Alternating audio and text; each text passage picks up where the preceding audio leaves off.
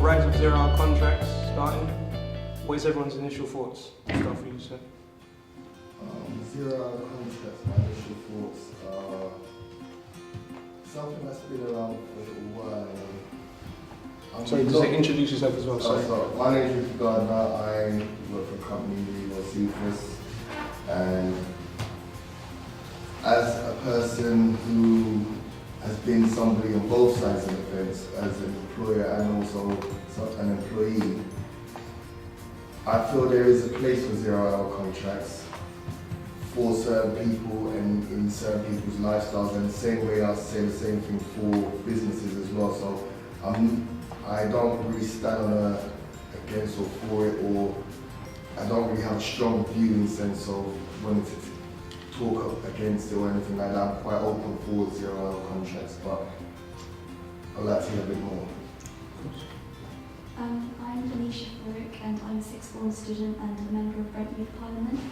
And I'm not completely sure where I stand on zero-hour contracts, because I know that there are some benefits to do with flexibility, but then I understand that it doesn't provide the security that some people need. So I'm not completely sure on my opinion. My name is Joshua, Councillor Mitchell Murray. The way I feel about zero-hour contracts is my party line sense of it in terms of what I am.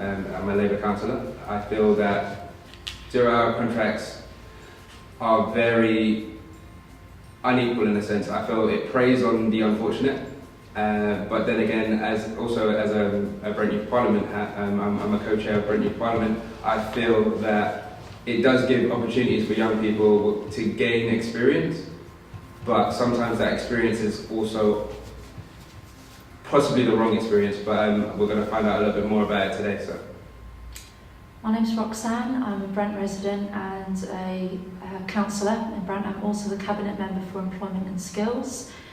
I am broadly against zero-hour contracts, and that's from a variety of experiences, from my role as a councillor looking after the benefits side of things here and seeing what the impact is on the front line and what the council has to deal with, but also some of my close friends who work on zero-hour contracts and the insecurity and chaos that puts their life in, their inability to plan their week with friends and family. I agree with Ricky that in some instances where the worker is empowered and has control, they can work for some people, but I think at the moment there are a lot of abuses happening. Yeah, cool. Jerome, I'm a musician, and I'm for and against zero-hour contracts. I've got mixed views about it, but I think mainly it's just a contract which firms have created to be able to hire and fire employees very quickly. So I think it can benefit the employees to a certain extent, but it can also be a problem as well. So yeah, I have mixed views. My name is Terrell Williams.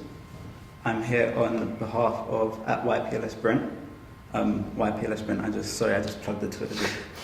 YPLS, the Young People's Law Service. My opinion on zero-hour contracts is, I just echo what's being said already. I'm neither for or against it, although I do feel that the negative effects of zero-hour contracts outweigh the positives. So everyone in general is kind of neither here nor there about zero-hour contracts. Okay, well, the question now is going to be to define it, and I'm going to use two references from well-known bodies about what they've classed a zero-hour contract is. The first one is from BBC. This was summer 2014. It says zero-hour contracts or casual contracts allow employers to hire staff with no guarantee of work. They mean employees work only when they are needed by employers, often at short notice. Their pay depends on how often they work. Some zero-hour contracts oblige workers to take shifts they are offered, others do not. Sick pay is often not included, although holiday pay should be in line with working time regulations. Again, zero-hour contracts or casual contracts allow employers to hire staff with no guarantee of work.